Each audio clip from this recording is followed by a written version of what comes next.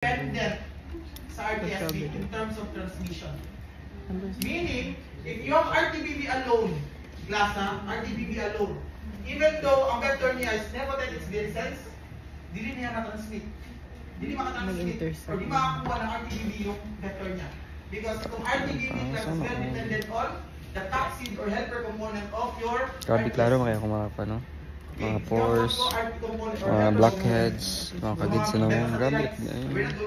This is bullying.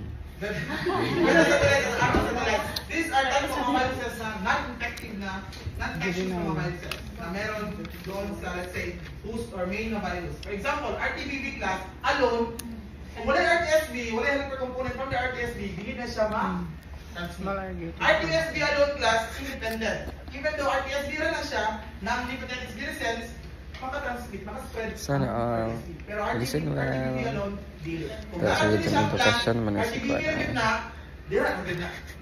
Okay? Pero, kung unang pinupilitan ng RTSB, pag infect anak, maka-expect mo nga, severe kayo. So, very dependent in terms of transmission ng RTSB.